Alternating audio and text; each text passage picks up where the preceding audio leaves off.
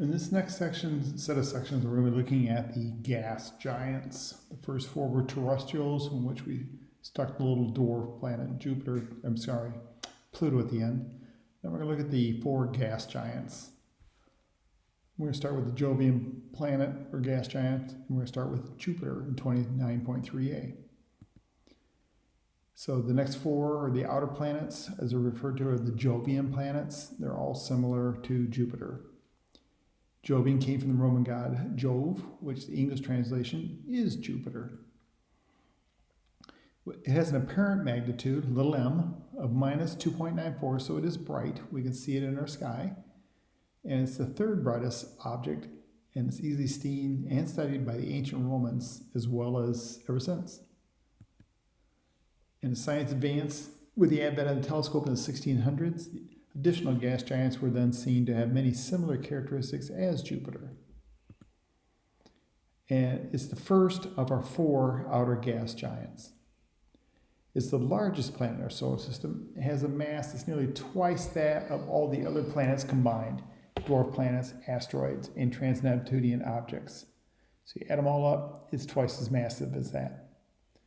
Its p-value, orbital time, where k equals 1, times the radius of its orbit cubed equals p squared, or t, is almost 12 Earth years, 11.86. And the R value, it's about 5.2 astronomical units, so it's a little over 5 times farther out from the sun than Earth is.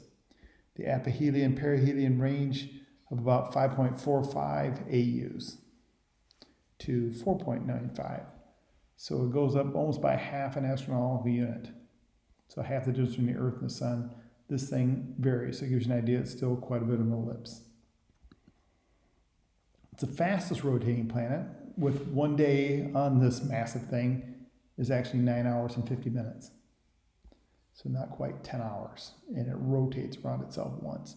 It has an axial tilt almost vertical, 3.13 degrees.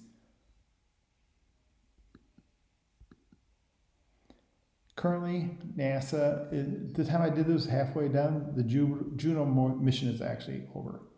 The probe orbits every 58 days, and in this one, the blue orbits that they have colored are the halves, first half orbits, and the yellow is the second half of what they're going to do. So you can see how the second half is really, really tight with Jupiter as far as what they'll be using their instruments on.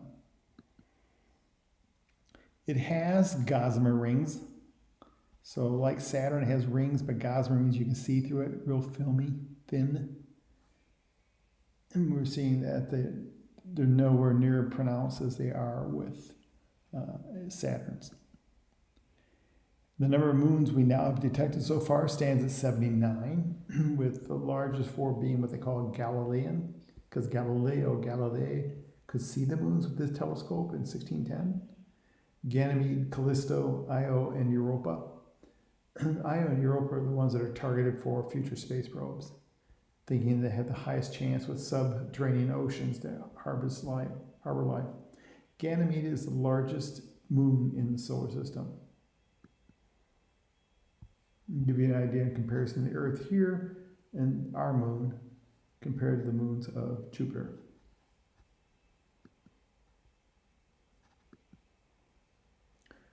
On the surface, gases and clouds are mostly made up of hydrogen gas, much like the sun. About 86% is hydrogen, not quite 14% is helium. So the two constituent gases in our sun are found in Jupiter.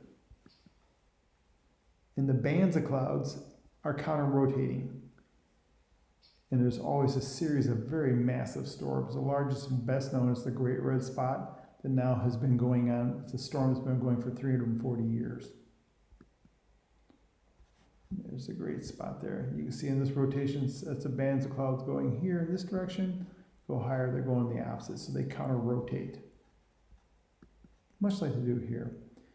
And this would be a vision if you swoop down in on the clouds. These are thousands of miles high. This is about as high as the United States is wide. See how high these cliffs of clouds are when you fly in, looking at the Great Red Spot if you were actually down into it. Cloud bands themselves are about a negative 145 degrees Celsius. And it has lightning storms. We see the flashes going on all the time. And the wind speeds are about 385 miles an hour. So it's fast, a very fast prop plane.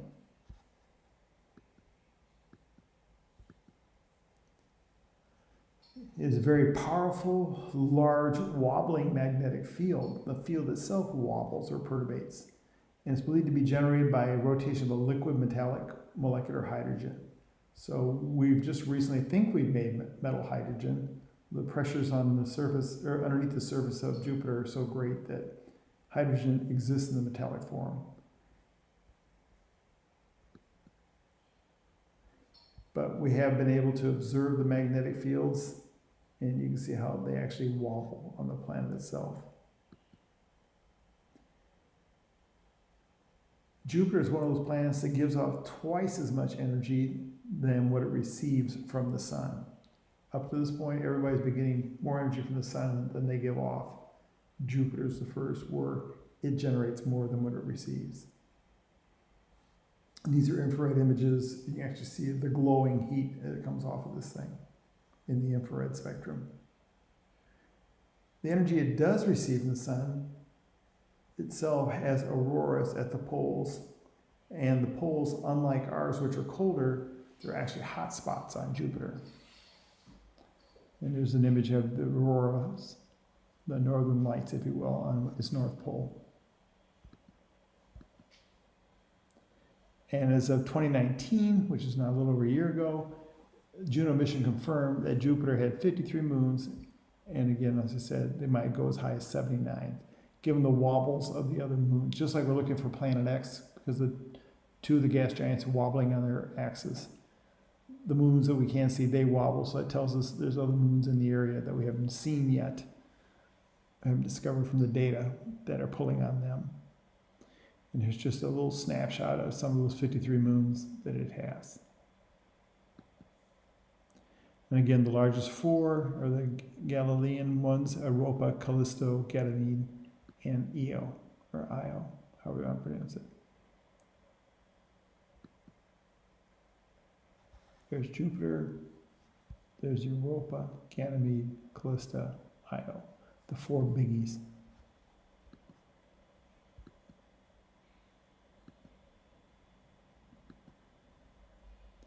Ganymede, the largest moon in the solar system, is the only one with its own magnetic field. So that moon actually has a field of its own. And it has a thin oxygen atmosphere, which gets them rather excited. And Europa is the third largest moon in the solar system, and it's ice encrusted, and it's also targeted for future missions because they think there's ice oceans. In fact, that those subdivers are already been developed and are ready to go. Callisto, the second largest and the most heavily cratered body in the solar system, is thought to have a salt ocean below its surface. So the big boys of all the moons in the solar system hang around here. Io is the fourth largest on this system, and it's the most active. We actually see erupting volcanoes when we flew by, and by the hundreds. And that's the end of this section on